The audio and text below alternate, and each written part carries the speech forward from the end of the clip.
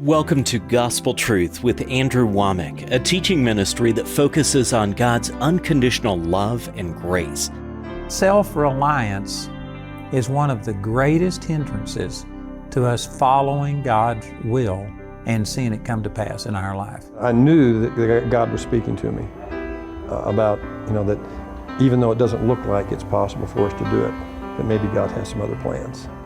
And now, here's Andrew. Welcome to our Tuesday's broadcast of the Gospel Truth. I'm now into my fourth week of teaching on a subject that I've entitled, How to Find, Follow, and Fulfill God's Will. This is what revolutionized my life and pointed me in the direction that God wanted me to go. And I tell you, I have loved teaching on this. It has just transformed me. And I know that these same truths will work for any single person that'll put them into practice. I haven't got time to go back through everything that I've taught, but it's really important. We have all of this teaching archived on our website, and you can go there and watch the programs for free. Also, I've got this little booklet entitled My Appointment with God that talks about my experience on March the 23rd, 1968, where God really changed my life. And we're offering that as a gift to you. We'll give you all that information at the end of the program. Yesterday, I was talking about, real quickly, I had this experience March the 23rd, 1968, and within 2 months, I had to come to a decision. Was I going to stay in school or get out? I was in my first year of college. I was living by myself at the time, and I was enjoying college, but when I had this encounter with the Lord, God just put such a burning in my heart that I wanted to share the gospel with people that, to me, college was an absolute waste of time. Now, I'm not saying that's for everybody, but for me, that's the way I felt. And so I was going to quit, but my mother, she was off getting her master's degree. And so she wasn't living at home. She was actually living in Durant, Oklahoma, but she would come home on the weekends. And she just thought that I was crazy to quit college, especially because I had a deferment from the draft. This is during the height of the Vietnam War, 1968. And I had a deferment from the draft as long as I stayed in school. Plus, I was getting $350 from the government because of my dad's insurance, or I guess it was his Social Security. As long as I stayed in school, I got $350 a month to pay for my schooling, and I had the acceptance of my family and everybody else as long as I just did what everybody expected me to do. So there was all kinds of reasons to stay in school, but I just lost my desire for anything except God and telling people about the Lord. And so I said I was going to quit school, and boy, my mother hit the roof, and so I decided to stay, but I was struggling because I wasn't enjoying it. I hated it, as a matter of fact. And then I saw the verse in Romans 14:23 that says, whatsoever is not of faith is sin. And I realized I was in sin because I felt pulled in one direction, but because of the counsel and the acceptance or the possible rejection from people, I was going in a different direction. And I wasn't doing what I really felt in my heart. And according to Romans 14:23, I was in sin. And so I made a decision I wasn't going to be in sin the next day. And this verse in Colossians chapter 3, verse 15 says, let the peace of God rule in your heart. And that word rule, I said this yesterday, is the word we get umpire from, and it means you have to make a decision. You can't not make a decision. You can't say, well, let's just do it over. No, you've got to make a decision, and once it's made, you can't reverse it. And the Lord just basically spoke to me and said, let peace rule in your heart. And so that night, I was determined that I was going to make a decision, and I was going to do the right thing. Even if I made a wrong decision, I felt like I would be better to make the wrong decision but do it by faith than to be doing what I was doing just because it was what would gain me acceptance with everybody else. Even if I made the wrong decision, but if it was done in faith, God could bless that more than lack of decision just because I wanted to be accepted with people. And so I said, God, I'm going to make a decision tonight. And I began to pray, God, how do I discern? And when you let the peace of God rule in your heart, I didn't have peace, total peace, in any direction. If I quit school, I was possibly going to be drafted and sent to Vietnam. I was going to lose money that I was getting from my father's Social Security, and I was going to be rejected by every single person that I had talked to about this. So I didn't feel peace about that. It didn't excite me. I didn't just love it. But when I considered the alternative, staying in school, I felt zero peace about that. And again, I don't have the words to describe. This isn't for everybody, but for me, when I thought about staying in college, I hated it.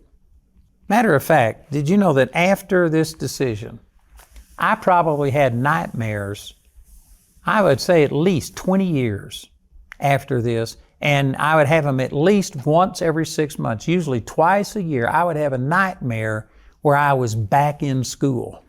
I mean, to some people that's not a nightmare, but to me that's how much I hated it. It was like, oh God, no. And I would try and find, my locker or the class I was supposed to go to, and it was one of these things where it was just total frustration. And that went on for about 20 years. And then I was in a church with Dan Funkhauser. He was my pastor. He pastored in Green Mountain Falls. And Dan is a great guy in many ways, but one of the things about Dan is he's just secure in who he is in the Lord, and he doesn't care what people think about him. Now, he probably does to some degree, but he cared about it much less than I did.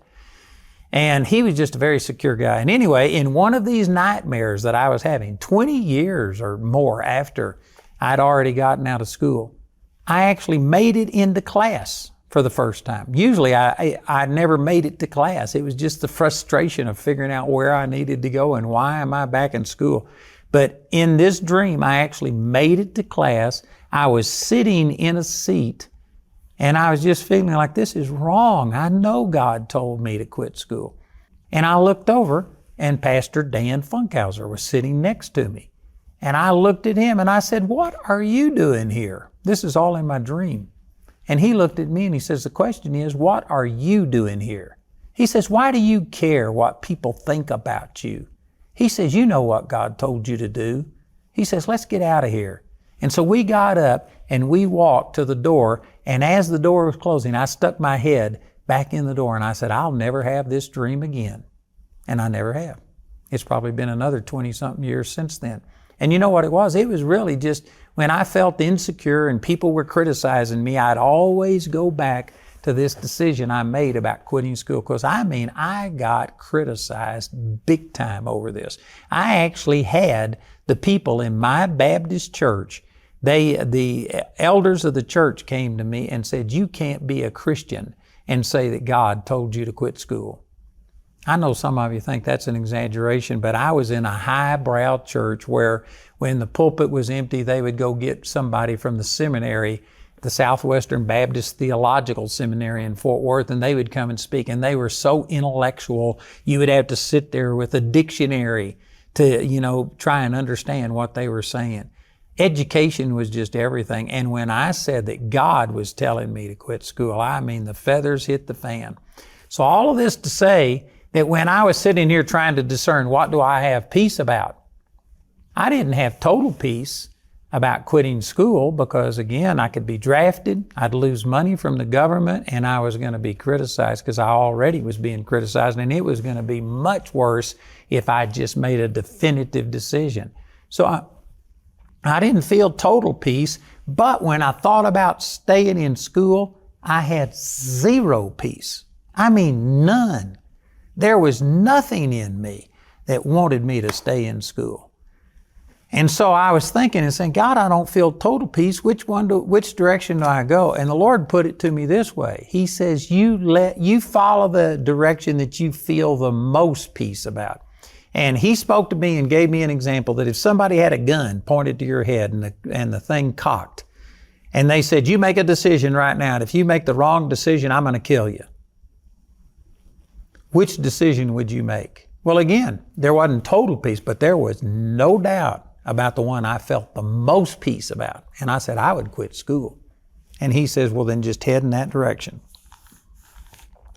And so that night, based on Colossians 3:15, let the peace of God rule in your heart, I said, all right, to the best of my ability, I'm going to follow peace. And I have no peace about staying in college. And I don't have complete peace about quitting, but I have more peace about that. And I'm going to let the peace of God rule. And so I made a decision in my prayer time. I told the Lord, that's it. In the morning, I'm going to start telling people that I'm quitting school, that you have told me to do this, and this is the direction that I'm going. And I went to bed and I slept good. So the next day, here's another thing the Lord spoke to me during that time. He says, if you were in a boat and you were going someplace, that little tiny rudder can change the direction of that boat. But if you're sitting still, you could flip that rudder 360 degrees and it will never give direction to that boat. You have to start moving. And if you aren't confident that you are moving in the right direction, well then move slowly. You don't have to go full speed ahead. Just move slowly and you will either have that peace start bearing witness and say, yes, this was the right decision, or no, it was the wrong decision. But you've got to start moving. So based on that, I got up the next day and I went to the 3 people who had criticized me the most. One was a school teacher that I had a good relationship with. She was a born-again person and she was real strong in the Lord, and I valued her opinion. But she was also a friend of my mother. And my mother was a school teacher, and this woman thought that she was doing my mother a favor by telling me how crazy I was to even contemplate quitting school. And she had let me have it. There was another guy who was my youth director, and he was actually there the night that I experienced God, what this little booklet about, Marion Warren. He was in that prayer meeting, and he was my youth director at the church, and he had just told me that you are crazy. You are missing God. And then there was another lady who was just a friend of mine. She was about 20 or 30 years older than me, but I looked at her kind of like a spiritual mother, and I valued her opinion. And all 3 of these people had let me have it when I told them I was contemplating quitting school. So the next day after I made this decision, I just got up and went and saw these people just to kind of test the waters, to let the peace of God see if this was the right thing or not. And I remember going in to see this school teacher, this lady, and I walked in and I told her, I said, Miss Ellis, I said, I've made my decision about what I'm going to do about college. And so she said, what is it? And I said, I believe God has told me to quit school, and I'm going to quit school. And I was braced for her to come out against me with everything she had. And she just stood there and got tears in her eyes. And she says, I would give anything to be where you are. That totally shocked me. I was expecting anything but that kind of a reaction. And I said, you would? I said, why would you do that? And she says, I don't know how old she was, but however, she says, I'm this old, and I don't know for sure that I've ever done exactly what God told me to do. And she says, I would be anything. I'd give anything to be 18 years old and know that I am following God's will for my life. And man, after I left there, I was shouting and praising God. You talk about the peace of God. It was growing exponentially. Then I went and saw my youth director, which had been very critical of me. And I told him that I believe this is what God has told me to do. And he just all of a sudden, he says, you know what? I think that that's right. And he bore witness with it. And every person that I went and told about it, within 24 hours of me making that decision, I had a number of confirmations that this was God's will. And so I headed in that direction. And did you know, in the natural, there was a lot of bad things that happened. I did lose my student deferment, and I did get drafted, and I did get sent to Vietnam. Some people would look at that and think, well, boy, you missed God. But looking back on it, in hindsight, that was one of the best things that ever happened in my life. It wasn't fun, and at the time, it wasn't fun at all. But I look back at it, and I was just in a situation where I was isolated for 13 months, and out of nothing but sheer determination and boredom, because there was nothing else to do, I just started studying the Word anywhere from 10 to 15 hours a day. and I pulled bunker guard every single night and prayed at least 4 hours every night. I was spending somewhere around, 12 to 16 hours a day minimum, just seeking God with my whole heart. And looking back at that, when I came out of Vietnam, I was stronger than horseradish. God had changed my life, and it was a good thing for me. I also lost money from the government, but God gave me back much more than anything that I lost. I also got criticized and basically kicked out of a church. And at first I felt really bad about that, and I was praying about this and saying, God, they're kicking me out of the church. And He told me, He says, don't worry, they won't let me in there either. And so anyway, it turned out to be one of the greatest decisions that I've ever made in my life. And it was made in 2 months after I had this miraculous encounter with the Lord. I didn't have very much maturity at all, but I let the peace of God rule in my heart, and I have never rejected it. Did you know that same experience that this little booklet is about? I had a number of people with me, and my best friend, he was also in this prayer meeting, and he got turned on to the Lord, and we were seeking the Lord together. But he decided, he also decided to quit school. Both of us did. But when he quit school and they sent him his,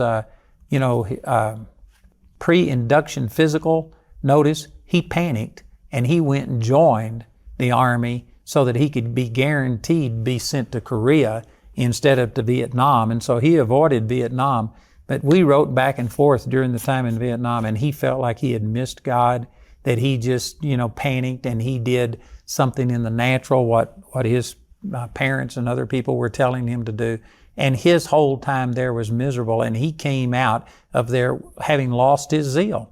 And he's still born again. He still serves God to a degree, but it didn't work out well for him.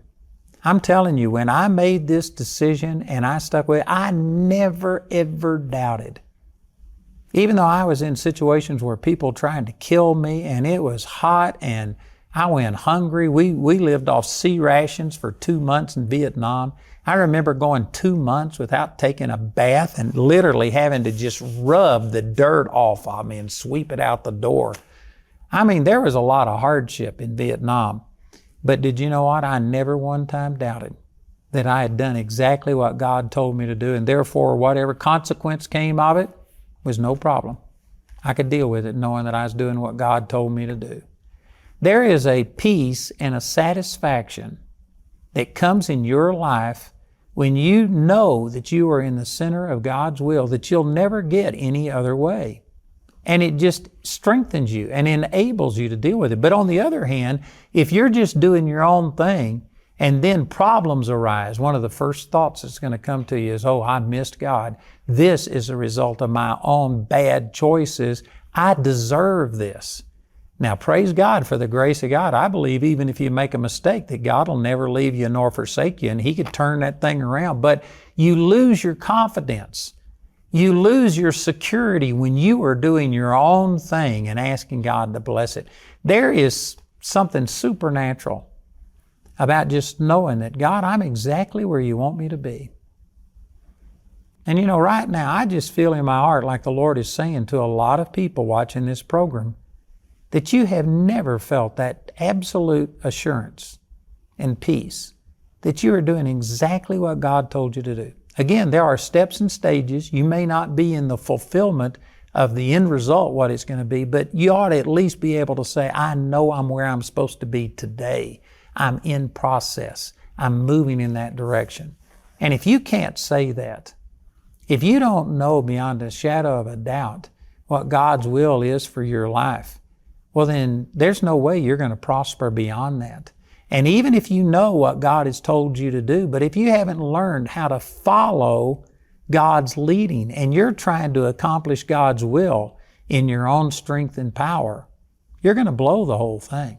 It's just a matter of time. One of the things that was a real blessing to me when I was pastoring in Childress, Texas, this would have been in 1976 and 77. I only had a very few people coming to the church, and so I didn't have a whole bunch of demand on my time, and so I started going into nursing homes. and ministering in nursing homes. And I'd do that 2 or 3 hours a week. And did you know, it was a real blessing to me because I went in and saw people. I remember this one lady in particular who was very well off. You could tell she had been a beautiful woman. She was always dressed to the nines. She always had her hair combed. She looked proper all of the time. But nobody would ever come see her. And this woman would just sit in this nursing home, and most days when I went in, she'd be sitting there crying. And she had been a pastor's wife, a Methodist pastor's wife. And at one time, she was the social elite in the town. Everybody was looking up to her. And she used to tell me about how important she used to be and how everybody wanted to be around her. And now she was put out to pasture. Nobody would ever come see her, and she spent most of her days just sitting there crying. And I'd go in and minister to this lady often. And it was good for me because this woman at one time had been a mover and shaker, but she was past her prime. And I saw that everybody, sooner or later, is going to come to the end of themselves. With most of us, it's sooner. We make mistakes along the way and things don't work out and we crash and burn even while we're young. But if nothing else, every single person, if you live long enough, is going to reach an age where you're past your prime and you are no longer able to contribute the way you used to be. And if you are just depending upon yourself and your own ability, then you're going to come to a place to where nobody wants you because you're no longer productive. Man, that's sad. And this was good for me because I realized that, man, I need to make my life count. And the only thing that really makes my life count is not what I can do, but what I will allow God to do through me. And you need to come to this awareness. And you need to recognize that there is nothing that you can do in your own strength and power that will even come close to accomplishing what you could do if you would submit yourself to God and let Him work His will through you. And how do you do that? That's what we've been talking about now for 4 weeks. And specifically right now, I'm talking about you just let the peace of God rule in your heart. Look at your life and look at the direction that your life is going. And does this cause you peace? Do you look at it and say, thank you, Father, for such a wonderful thing that you've done. Thank you for the awesome opportunities you've given. And I know that you that have begun a good work, you're going to perform it. Do you feel peace about where you are and where you're going? Or do you look at it and wonder and have fear about, man, what's going to happen when I get old?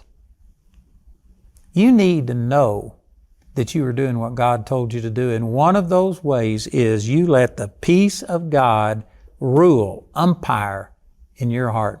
And some of you right now don't feel peace about where you are. You're doing it because it just seems like that's what you've got to do to survive. You need to make a decision and start following that peace. And I promise you, if you'll do that, I believe you will prove the good, acceptable, and perfect will of God. You'll never regret it. I've got this book entitled How to Find, Follow, and Fulfill God's Will, and I promise you this would really help you in these 3 areas. We've also got study guides. We've got 15 hours worth of teaching on either CD or DVDs. And I'm also offering this little booklet that I wrote in just about a couple of hours. And it's about my experience March the 23rd, 1968. Just 25 pages. We'll give that as our gift to anybody who contacts us. So listen to our announcer as he gives you all the information about these products, and please call or write today.